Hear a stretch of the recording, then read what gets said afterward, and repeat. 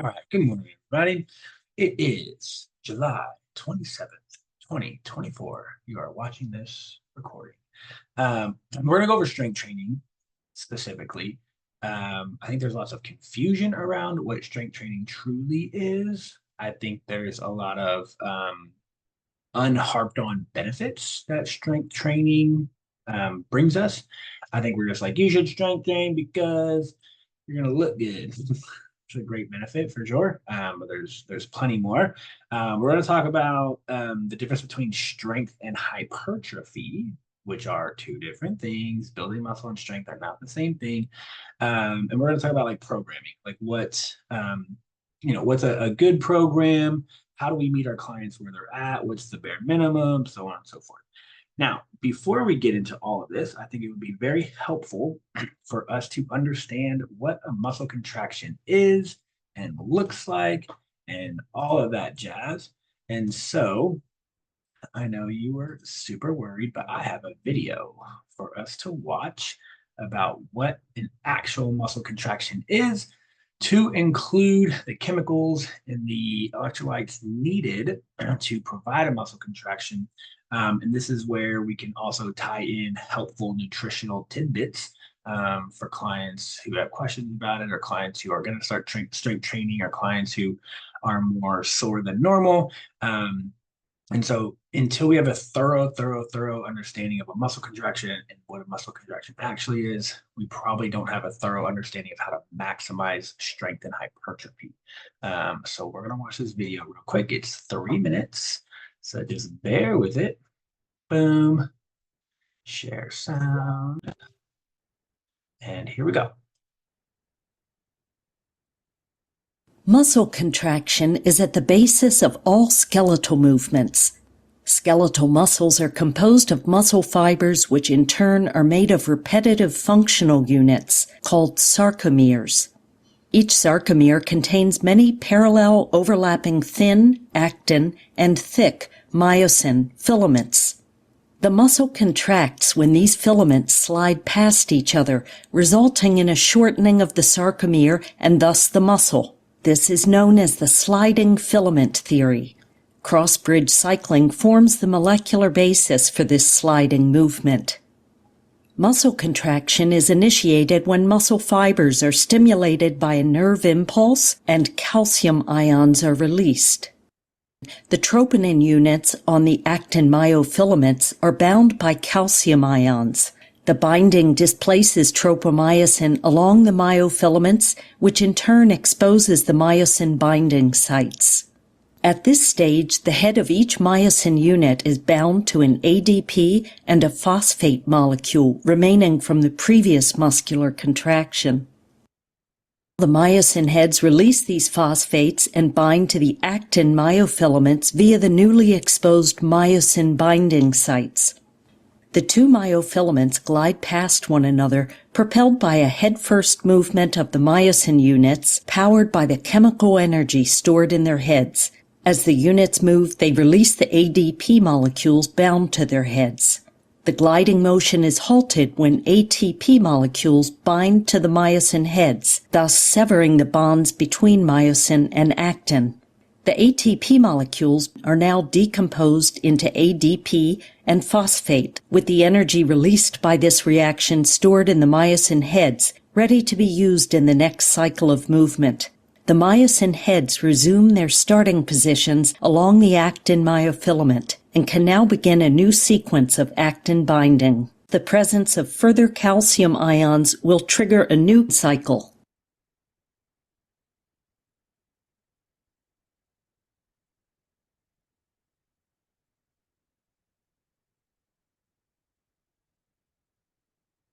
Are you done?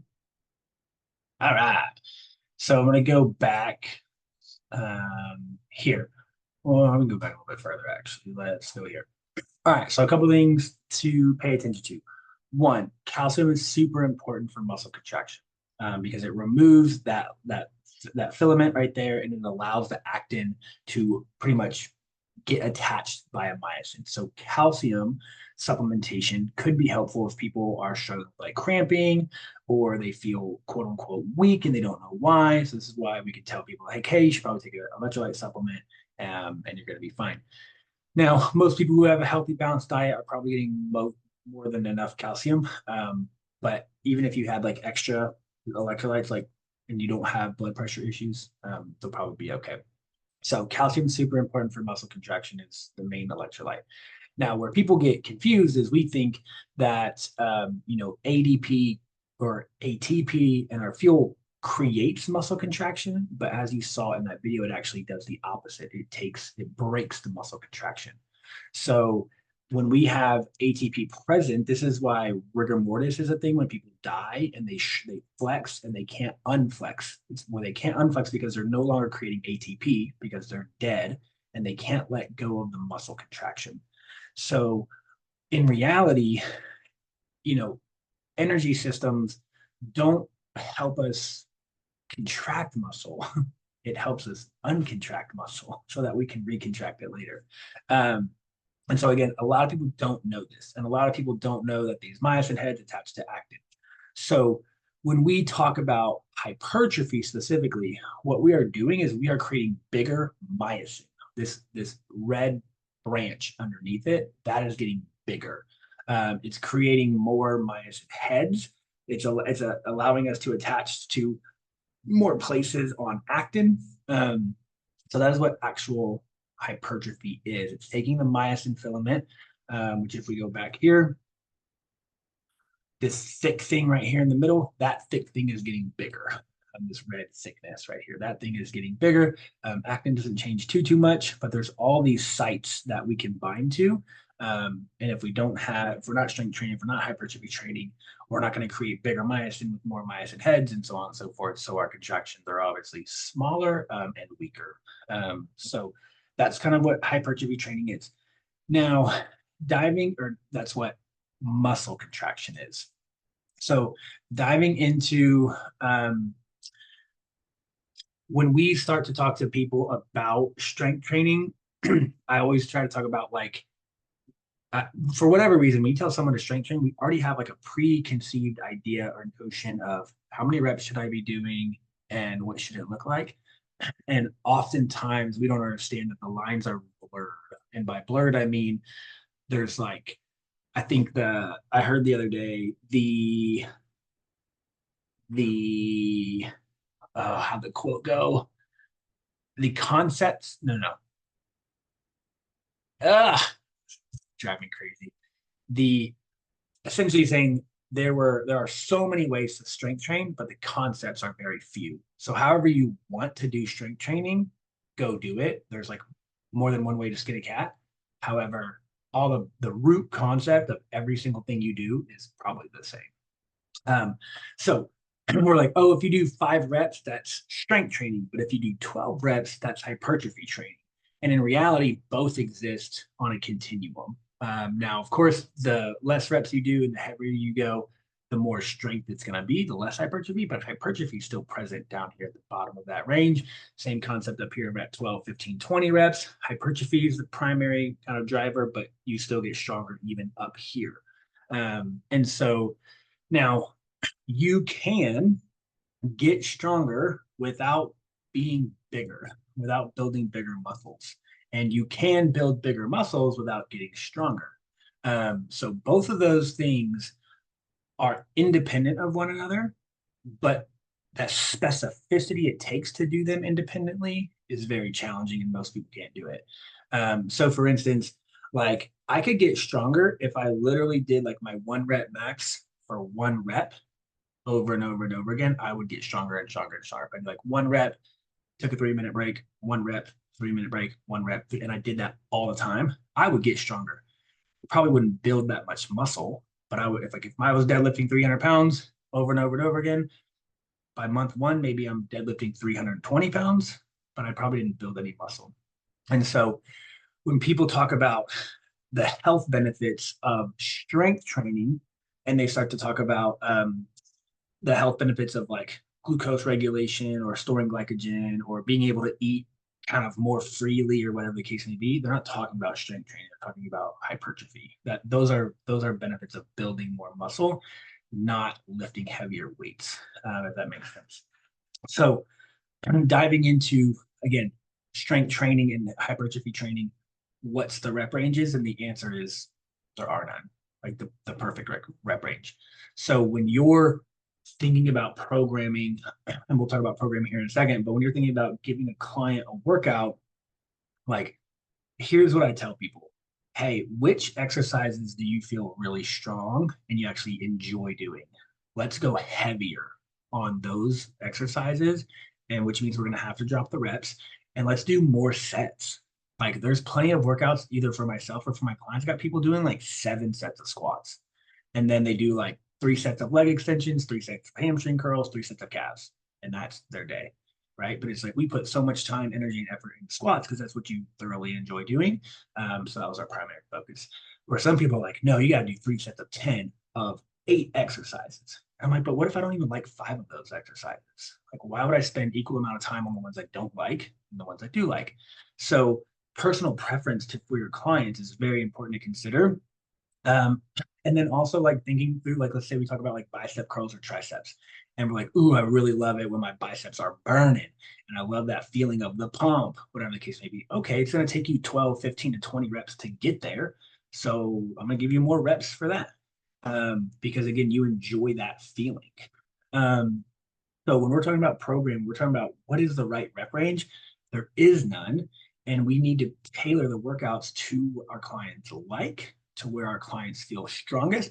We're not going to avoid the things they don't like. I'll kind of give you an example here in a second of what I did with one of my clients, but we're not going to avoid the things they don't like. Like, I don't like calves. Cool. I'm not going to make you do calves every day, but you're still going to do some calves, right? Like, so don't avoid the things they don't like. Just don't have them spending all their time there. And so I have a client who was like, Joseph, like, he's obviously a guy. He's like, I really don't like legs. And I was like, cool, here's what we're going to do. You're going to do like a 4-day split. His primary focus was back. So we're going to do back twice, and we're going to do chest and shoulders on the other 2 days. Every single workout, though, you're going to choose 2 leg exercises to do. So you're going to do your chest day and then leg extensions, hamstring curls. You're going to do your shoulder day, then you're going to do squats and calves. You're going to do your back day, and then you're going to do lunges and hip bridges. So you're spending way little time on legs, but you're doing it almost every single day. So it's not a primary focus. It's like a finisher. You're going to be tired. You don't have to put that much effort into it, but we're not going to avoid it altogether. We're not going to just skip legs every single week. So you can sprinkle in stuff like that when you have clients who are like, gosh, I hate this. Awesome. Let's like do a set or two a couple times a week at the end of your favorite exercises, at the end of your favorite workouts, so that we're still going to touch those things. We're just not going to have a primary focus. And then, so then last but not least, with resistance. So, what, like, how much weight do I need to lift? What does that look like? How do I trigger the stimulus? And unfortunately, the answer is it has to be difficult. If you do your 3 sets of 10 and like you're barely struggling and you're barely out of breath and you're barely whatever the case may be, the 3 sets of 10 realistically didn't do much of anything. It's a great way to maintain. It's a great way to kind of say, hey, I checked the box if I got my workout in. I know I'm not going to go backwards, but in terms of like, did I get stronger? Am I going to be building muscle? Am I going to see more muscle tone? The answer is probably not. No.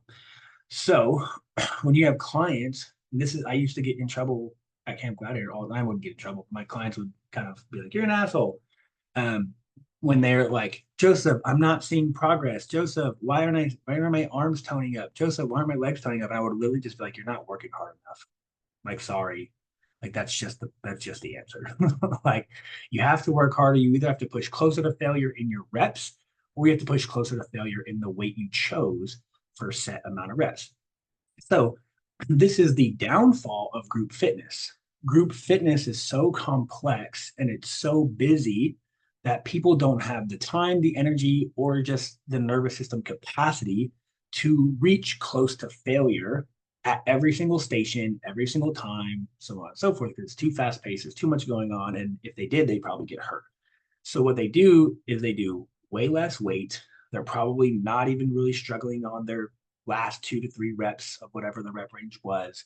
And sometimes there's not even a rep range. Like some of these places are like, hey, you have 30 seconds to do as many reps as you can. You have a minute and a half to do as many reps as you can. You're like, I don't know what weight to choose for a minute and a half of chest presses. Like someone told me that the other day, they were at Orange Theory and they just did a minute and a half of chest presses.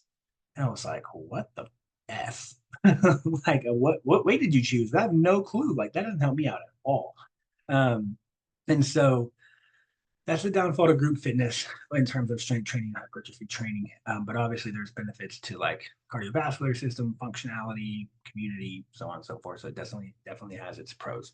Um, so real quick, do we have any questions about the anatomy of the muscle? Do we have any questions about rep ranges? Do we have any questions about certain client experiences? I have a lot of questions because Yeah. I like this topic.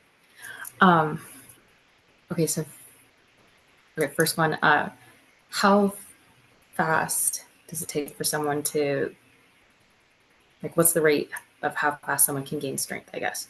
So if my max this week was 225 on a deadlift and I did 70% for the next 4 to 6 weeks, like 3 sets of 5 at 70%, could I do 240?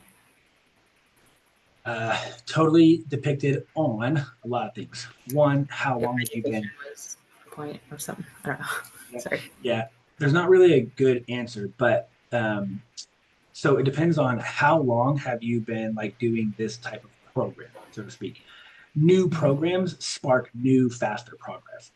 This is where people get confused about muscle confusion. Like, not really. If you're changing shit up every single day, you're probably going to see very little to no progress. The body loves routine. But if you do a strength training program that's 12, 16, 20 weeks long, and then you switch strength training program to do something different, when you start the new program, you're going to notice better benefits and results because it's new. And your nervous system adaptation is happening faster. The body does not like new stuff. So in the beginning phases of any program, you're going to see faster results. But if you've been doing this for 12, 16, 20 weeks already, it's going to be tough, like a tough grind to notice like massive benefits. So that's kind of number one to think about. Number two is this concept of 70% of your one rep max. Was your one rep max done on a really good day, or was it done on a really bad day, or was it done on a neutral day? So let's say, I don't know, your max. Say your max is what's your max? 250? 225. All right. 225. 225. So let's say that was a really good day. Well, now you're taking 70% of a really good day. And let's say when you go do that 70%, you're having a really bad day. And you're like, fuck, this is super heavy. This is useless. I quit. So that's not good. Or let's say it's the opposite. You did 225 on a really bad day and you take 70% and you're having a really good day. You're like, well, this is too easy, but it's what my program says. So I just might as well stay here. So this is where I made that post the other day that was like, hey, I want you to walk into your workout and I want you to maximize your effort and opportunity based off of how you feel. If you're having a bad day, having a bad day. Let it be a bad day. Go through the motions. If you're having a good day, I want you to fucking max out your rep ranges, your intensity, whatever the case may be, because you're having a really good day.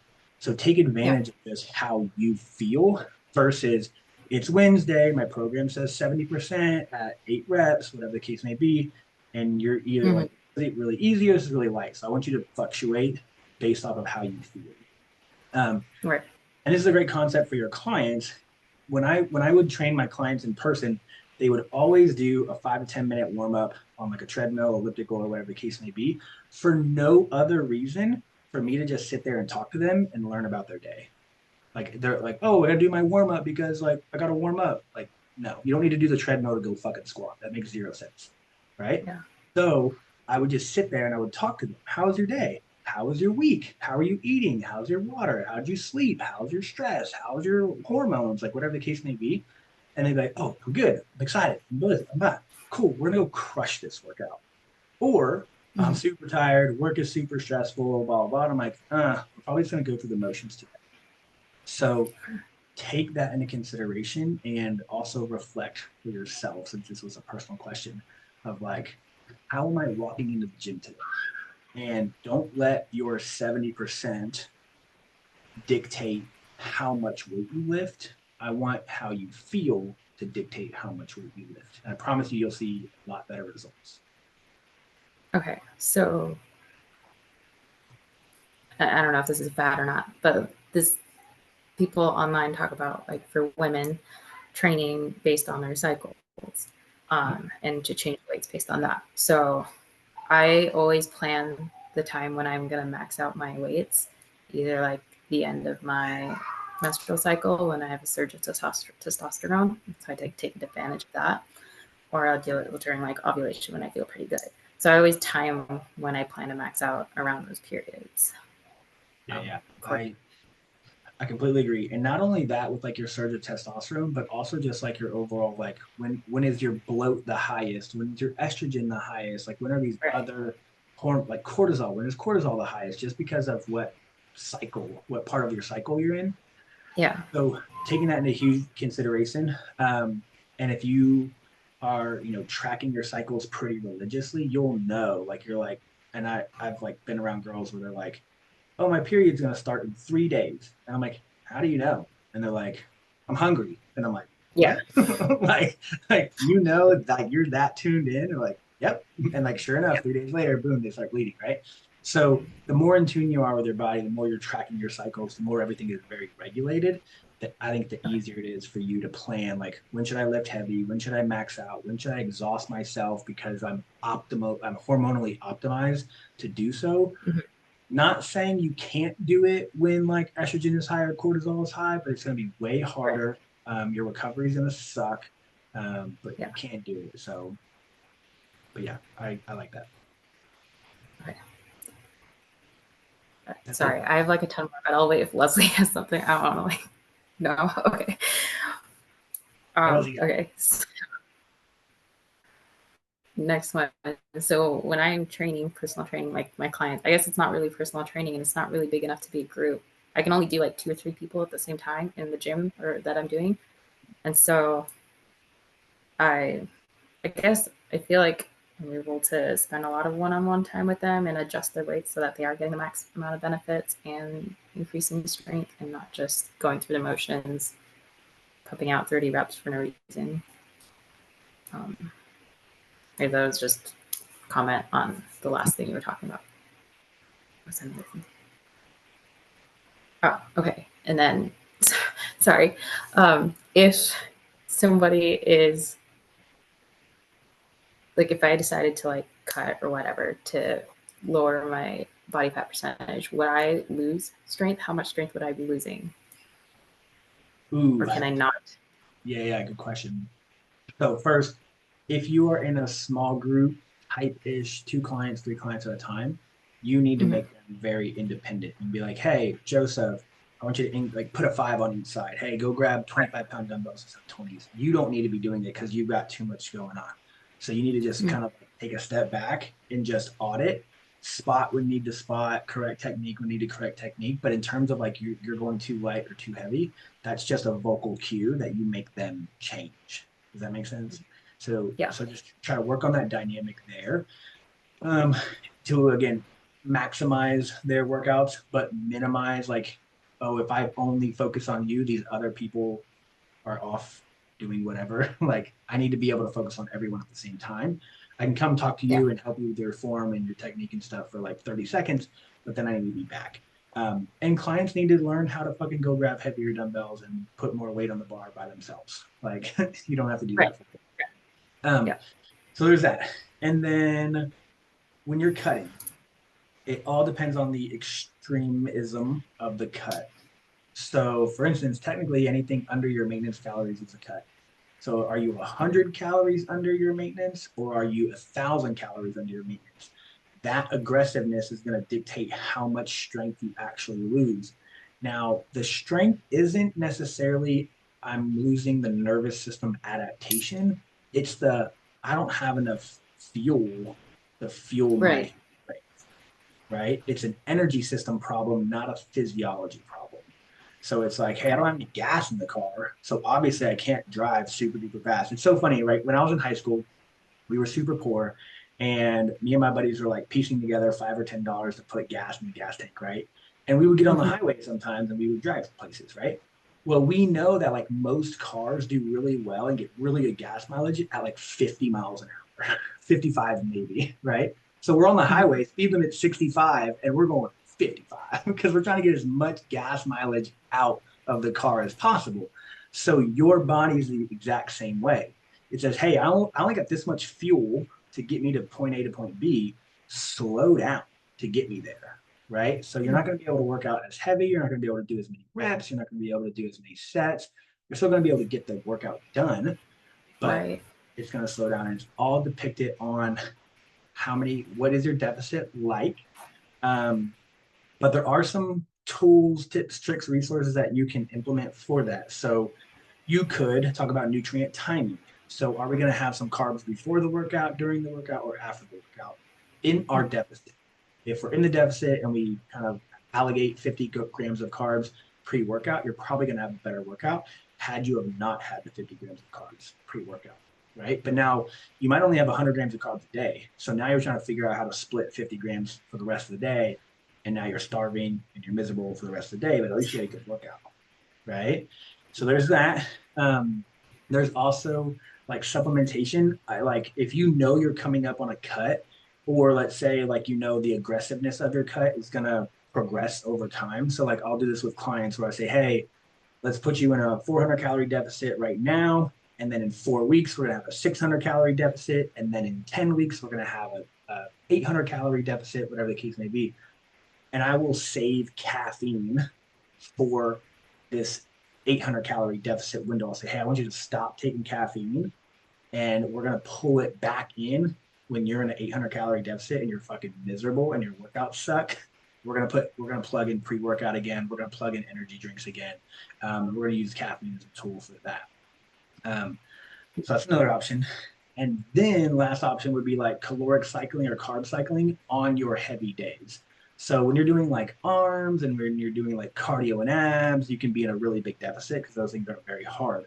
But then when you're like, hey, I want to go deadlift, I want to go bench, I want to go squat, you save those movements and you give yourself a couple extra 100 calories on those days to help push you through that. Mhm. So it's like, hey, you're in a really big deficit 4 days a week, but then you're in a little bit smaller of a deficit those other 3 heavy workout days. Okay, that makes sense. Because my workout regimen right now is I like strength train 2 to 3 days a week, and then I join the classes at that gym, and they're like CrossFit conditioning style workouts. Um, and I on those days I definitely feel like I need more food, and then when it comes, because I'm like trying to eat in a deficit, but I don't know how low of a deficit to go because I know if I'm at 1400, I feel miserable, and then I hate that I can't that I feel weaker the next day when I was like, I moved this fine last week, but I can't move it today for some reason. And so I hate that. And then I'll eat fine at 2000 calories and I'm still hungry for some reason. And so I guess I'm just trying to figure out where I need to be for that. Okay. Yeah. But I think you just implement some stuff and then you do like a little trial and error. Like, hey, is this working? Do I feel okay? Do I need more? Do I need less? So on and so forth. Okay. Um, how effective is time under tension for strength training for like beginners who don't have weights at home or bands at home? If I build like a time under tension 6 week program and hopefully they see results from that and then they're willing to invest in like weights at home or something like that. Tell me what your perception of a at-home time under tension workout looks like. What is it? So like body weight workouts, but like at a 3, 2, 5, 0 Okay. uh, So time. so 3 seconds on the way down, 2 second pause, 5 seconds on the way up, and then right Yeah. back up. Yeah. So I would flip the 3 and the 5. Number one, I want the down phase, the eccentric contraction to be the longest, and then I want the concentric contraction to be the shortest. So like in a squat, you go down in the squat or a bicep curl, you go down in your bicep curl. I want that to be 5 seconds, Oh, and then okay. and then you would come back up in 3, and then you might you would hold at the hardest part. So the 2 second hold would be up here, not at the bottom. It'd be up at the top, and then you'd go Oh, right. We talked about this yesterday on the Facts Over Fads call. So it's a it's a 4 second thing. Easy way to remember is EPCP, eccentric pause, concentric pause, ECPC. So the eccentric phase of the muscle contraction is the stretch phase. It's here's our sliding filament theory that we just watched the video on. It's this happening. This is where okay. all the muscle tears happen. Very little muscle tears happen during the flex. It's always the extension. So the extension is the most important part, and it's also the strongest part. So I could hand you 100 pounds, and you could be like, and you could fight it like as hard as you could, right? But if I was like, hey, pick up the 100 pounds, you'd be like, I can't fucking do that, right? So going down is always stronger than coming back up. This is the same reason why when you fail on squats, you go down, you controlled it the whole way down, but then for whatever reason, you couldn't get back up and you failed, right? Okay. Going down is the strongest muscle contraction that we have.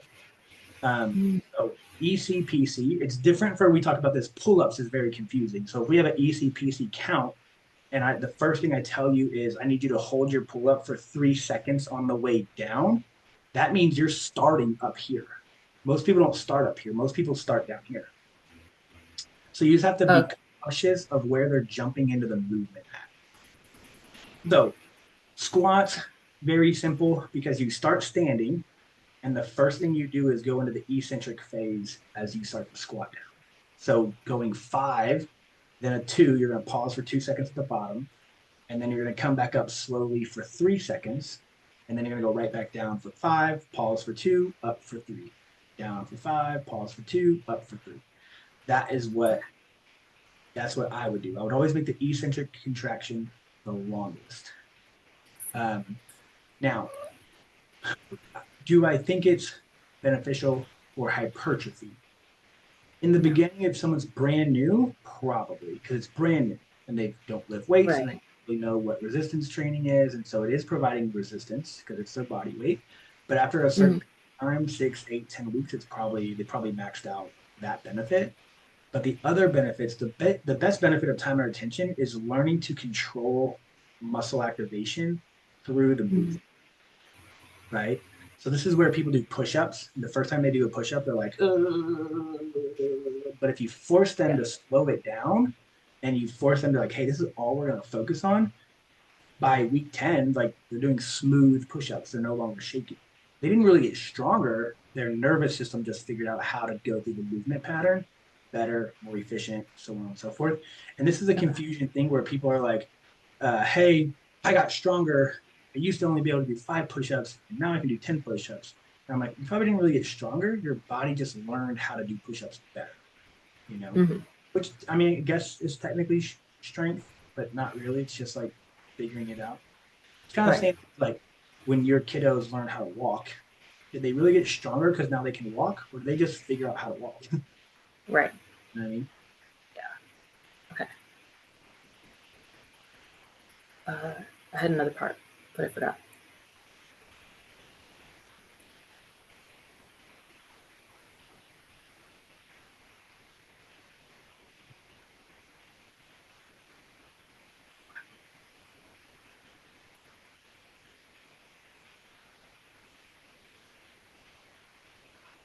I forgot what my other question was.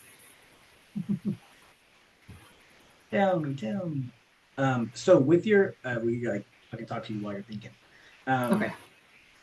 With your home time under tension program, don't forget. Also, don't be afraid to implement just straight isometric holds.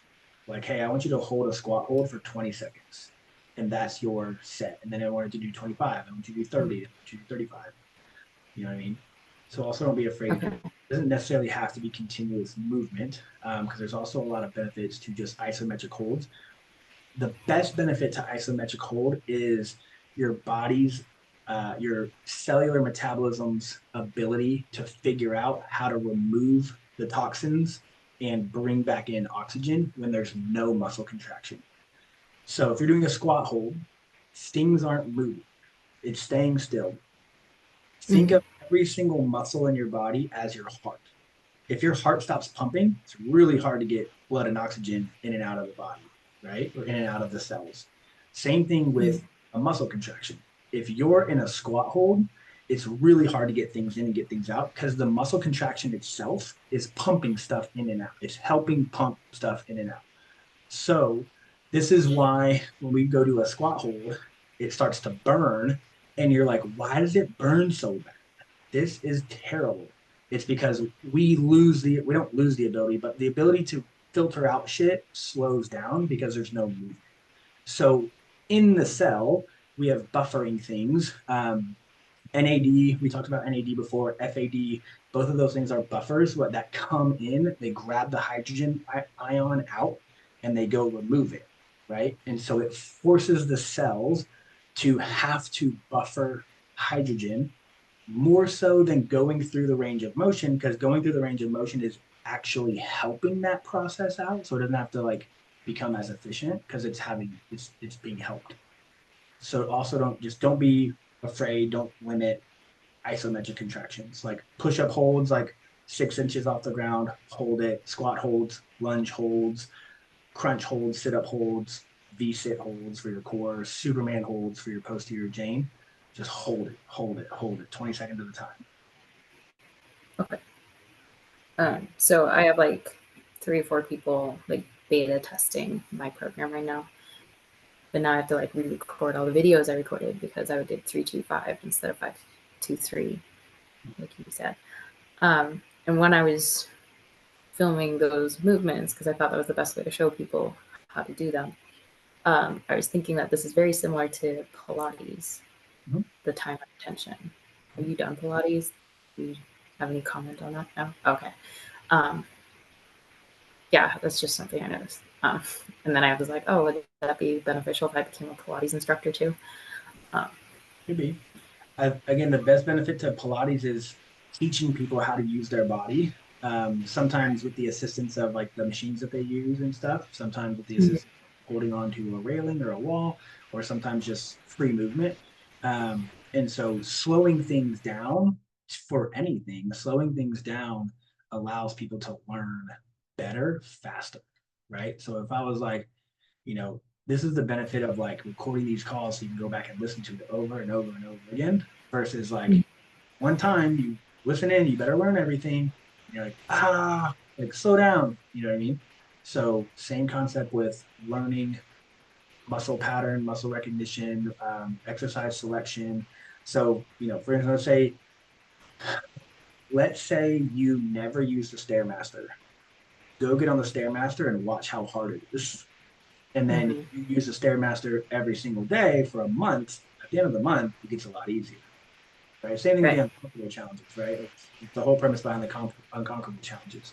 So it's like, okay, if I need to learn how to squat better, the best thing I can do is squat more often and squat slow.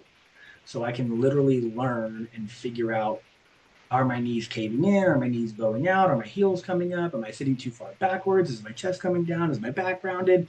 Because it gives me more time to like evaluate myself inside of the movement. This is also why mirrors are super helpful. This is actually the only reason why mirrors are in the gym. It's not to flex. It's to watch yourself do movements. And people don't really understand that. It's like, So, sorry. like, for deadlift, in the mirror, you look stupid to everybody else. so for like deadlift and squat and like proper form, when I'm teaching my clients, when they like to look at themselves in the mirror, which is fine, but their like back posture breaks when they do that because they're trying to see themselves. And I've noticed that too. So I've stopped looking up whenever I squat and deadlift, and I just keep my head neutral. So I don't know, like, is there a way to help clients with that? Because they keep wanting to look at themselves, or at least remember to keep their back and core engaged when they're deadlifting squatting. Yeah, I always tell people to try to act like you're pinching like a orange or an apple underneath your chin. Like that's the distance that your neck should be. And then if they want to look at themselves, record them. Just say, I will record you and I will show you the video afterwards. Okay. Yeah, super simple. And then you can delete the recording. You're like, I don't want that on your phone. Cool. Look, I deleted it.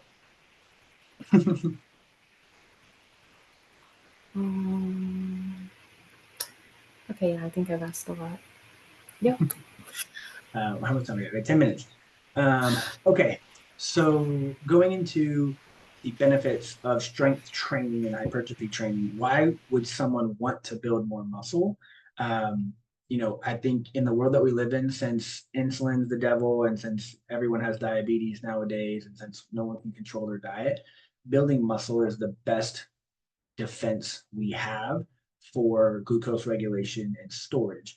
So we know that diabetes is a two-part problem. It's we've maximized our storage space for glucose, and we don't have enough insulin, and we don't have a need for insulin to be able to take glucose out of the bloodstream and go put it somewhere else because it can't. There's nowhere for it to go. So if we build more muscle, we're technically building more storage units for sugar. So if your diet doesn't change, and let's say you're diabetic or pre-diabetic, but we add 10 pounds of muscle, I guarantee you your blood sugar will go down. Guarantee. As long as your diet doesn't change, right? So some people are like, well, I'm working out now, so I get to eat more. I'm like, no, motherfucker, that's not what I said. So eat the same, build muscle, have better glycogen numbers, better glucose numbers. Second thing is quality of life. So of course, like again, we're not going to be able to like no one really can strictly hypertrophy train without getting stronger. No one can really strength train without building hypertrophy. So these two things together is going to help increase quality of life. So this is the whole like, how many trips does it take you to carry in the groceries? How long can you carry your kids until you're tired? What like can you be active? Can you get down and up off the floor? Can you get in and out of bed, up and down off the couch, up and down the stairs, in and out of your car, whatever the case may be? That is like the true benefit of strength training. We see it all the time where like walk through the parking lot at the grocery store and watch how many people struggle to get out of their car. And it's like a whole process. And they got to like swing a leg out. And they got to pull on the door and the steering wheel. And then they're like, ah. And then when they get up, it takes them 5 to 10 seconds to gain composure. And then they're finally able to walk. Like building muscle and strength training benefits that drastically. And then we have better body composition. So better body composition and better self-imaging. And so it's like, hey, if you are really like not comfortable in your skin, probably one of the best things you can do is to put some muscle on and you'll feel a lot better in your skin. Regardless if you decrease your body fat or not, like I think people who have more muscle just tend to feel better in their own skin. This is where like specifically girls, but y'all are in the gym and it's like we're bulking and you got big thighs and a big butt and all this stuff. And to the outside eye, you still look overweight, but you're like, I got so much muscle on me and I'm so strong and I'm so firm. Like, who cares if I got 15, 20 extra pounds on me? So, even if you're overweight, being overweight with more muscle, I think is very positive from a body imaging standpoint versus you're just 20 pounds overweight with very little muscle. So, always choose more muscle, even if you're going to be overweight. And so those are kind of the big benefits that I would get into, not to include like mental health and all that other stuff, but just, hey, life is going to get easier. You're at less risk of diabetes, or we can benefit your diabetes. And then you're going to love yourself much, much more with more muscle. And so I have a 25-year-old girl client, and we did a cut so she could go to Europe. She could party on all these beaches and she's like sending me pictures and she's like, look at how my like nice my legs look and look at my core. I'm like, and what was funny to me was she used to look like a box. She used to like have no shape. And now she has an hourglass, like her hips are diving in and everything like that. And I was like, look at your hourglass shape. Like that's what's impressive. Not your, I mean, I don't care about your quads. You can care about your quads, but I'm like, you have a shape now. And so and we did a bulk before we did her cut. And so putting on muscle again, just super duper helpful. It gives the body shape, even if you're overweight. And again, that's going to lead to just again better acceptance of I look better, in my skin. I look better in my clothes. I look better in all my favorite outfits, whatever the case may be. So okay. Well, last thing is programming. So we already kind of talked about the differences between strength and hypertrophy training. So programming, more is always better. Like Sorry, more is always better. The Facts Are Fads coaches are taking a quizzes on the Andy Galpin series, but he goes over that 25 working sets per muscle group per week is the optimal protocol to build muscle. 25 working sets. That's fucking hard. Like, so let's say you want to grow your biceps. You'd have to do 5 exercises for 5 sets, and you would have to get damn near close to failure every single set to make sure that you are growing your biceps. Most of us do like 2, 3, maybe focus groups of like a specific muscle group. For instance, like squats. Yeah, squats kind of grow your glutes and focus on your glutes, but it's also quads, it's hamstrings, it's core, it's calves, it's like really everything. So to get a better focus group would be like maybe step ups, lunges, or hip bridges, right? So getting to 25 working sets per muscle group per week is actually really hard. So this is why I tell people more is better. So if I can get you in the gym 5 days a week, I have a better opportunity to getting you to this volume that I need you to get to safer and at maximum intensity. Because if I only have 2 or 3 days a week and I have to fit in all of these exercises and all of these sets, you're going to be exhausted. So by the time you get to your last 2 or 3 workouts for that day, they're probably really half-ass because you're really tired. And so if I can break that up more and more throughout the week, then obviously we would have a better experience with it. But not to say that we can't do it in 2 to 3 days per week. It just takes a lot of work. So again, another like clients will come to me like, hey, I feel like I'm stuck. I'm not getting stronger. I'm not putting on any muscle. I'm just like at a plateau, yada, yada, yada. I'm like, oh, how often are you working out? And they're like, probably like 2 to 3 days most days or most weeks. And I'm like, I need you to work out more. like so add in a fourth day, add in a fifth day. Try to break up that up, but also try to add in more sets. And so this was the same client where I said I put legs in at the end of every one of his workouts. He wanted to build his back, and I was like, man, we need to have 2 back days because we don't have 2 back days. We're not gonna hit these 25 working sets per muscle group per week. So I was like, that's why I was like, hey, let's do chest, back, shoulders, back again, and then legs at the end of all these workouts so that we can get in enough working sets so that you see growth in your back. Girls do this the best. Girls are like, I'm doing legs 3 times this week. And I'm like, damn, like, okay. But at least we know you're going to get in your working sets every single week and your booty and legs are going to be looking phenomenal. For whatever reason, guys can't get this concept. I think sometimes we do with like chest day. We're like, I gotta do more chest, I gotta do more chest. But we really don't get this concept with anything else. So I think girls get the concept a lot better. It's like, hey, if you want something to grow and get better, do it more often. And so we have to look at what that time looks like.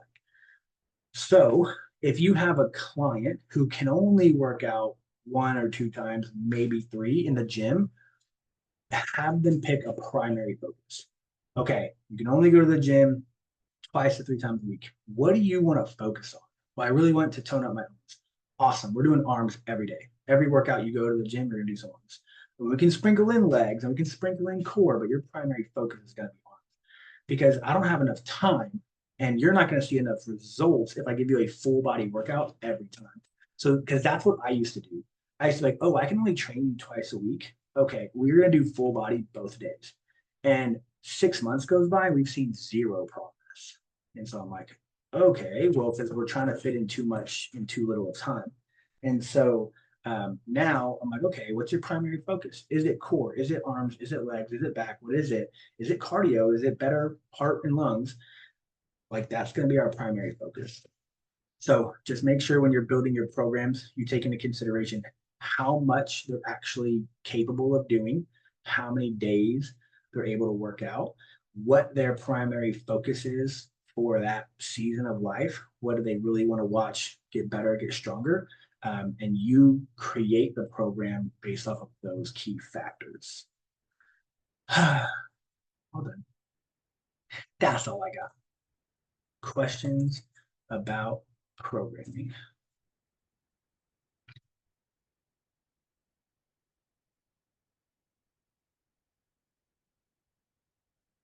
Good talk. This was helpful. So thank y'all, and thank you for your questions, all of them. Yeah, Cheryl's got good questions. All right, let me stop recording.